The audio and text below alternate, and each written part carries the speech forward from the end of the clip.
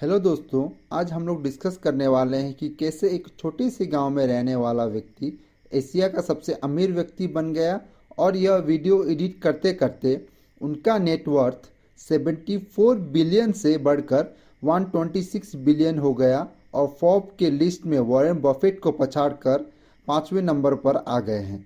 जी हाँ, आज मैं एशिया का सबसे अमीर व्यक्ति और वर्ल्ड का 5th रिचेस्ट मैन जिनका नाम गौतम शांतिलाल अडानी के बारे में बात करने वाले हैं, जिनका जन्म 26 जून 1962 में अहमदाबाद गुजरात में एक छोटे से जैन परिवार में हुआ था। उन्होंने सेठ चिमनलाल नगनीदास से प्राथमिक शिक्षा पाया और उसके बाद उन्होंने अहमदाबाद में बीकॉम गुजरात यूनिवर्सिटी से कर रहे थे, मगर सेकेंड ईयर में ड्रॉप आउट करके 1978 में मुंबई मूव कर दिए और वहाँ के महेंद्र ब्रदर्स के वहाँ डायमंड सॉर्टिंग का काम किया और कुछ ही साल के बाद उन्होंने अपना ही सॉर्टिंग का बिजनेस स्टार्ट कर दिया था। लेकिन 2 ईयर के बाद अपना सॉर्टिंग का बिजनेस शट डाउन करके अपने एल्डर ब्रदर्स के पास वापस आ गए।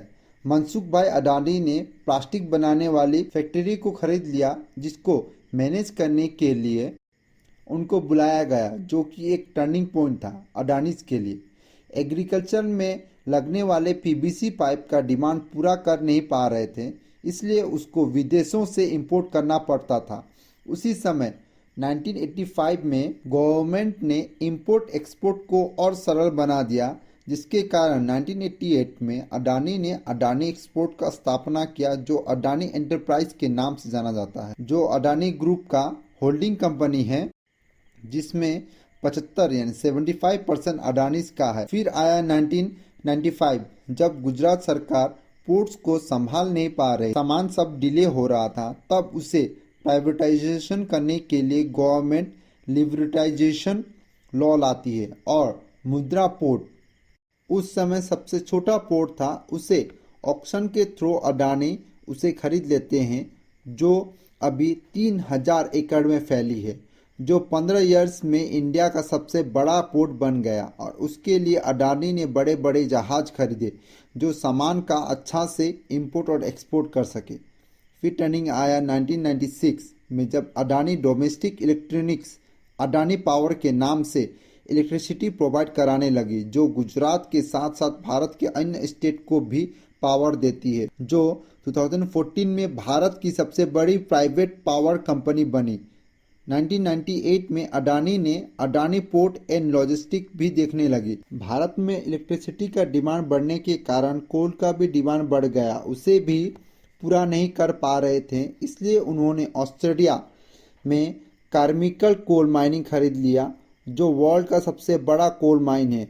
उसी के साथ साथ में ऑस्ट्रेलिया का एबॉट पॉइंट को भी खरीद लिया, जिसके बाद कोल का इंपोर्ट एक्सपोर्ट करने लगी, साथ ही साथ अन्य देश को भी देने लगी, जिसमें वे लॉजिस्टिक भी देखने लगे थे। और उसी साल 1999 में अडानी विलमार का भी स्थापना किया, जो फॉर्च्यून के नाम से जानते हैं।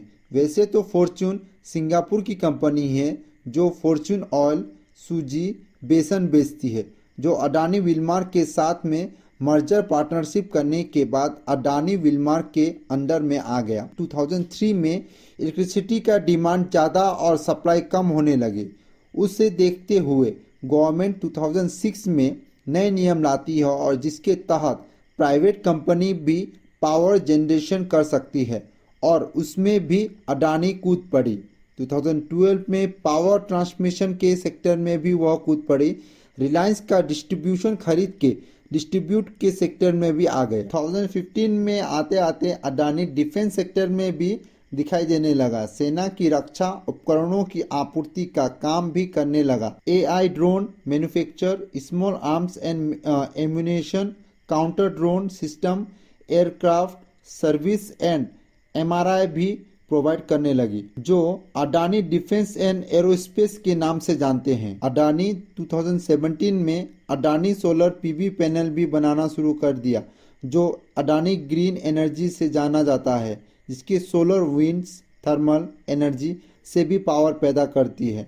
2019 में अडानी हवाई अड्डे के सेक्टर में भी कूद पड़ी और बड़े बड़े हवाई अड्डों को आधुनिक बनाने और ऑपरेशन का कॉन्ट्रैक्ट लिया जो बहुत बड़े बड़े एयरपोर्ट हैं, जैसे अहमदाबाद, लखनऊ, जयपुर, त्रिवेंद्रपुरम और गुवाहाटी, सबका 50 ईयर्स तक उसे संभालने का कॉन्ट्रैक्ट अडानी को मिला है। अडानी देखते हैं जहां गवर्नमेंट को प्रॉब्लम आ रहा है उसमें उनको अपॉर्चुनिटी दिखाई देता है और उसमें वे कूद पड़ते हैं, और जो बिजनेस करते करते उसमें उनको प्रॉब्लम दिखता है उनको भी वहाँ पे अपॉर्चुनिटी दिखाई देता है।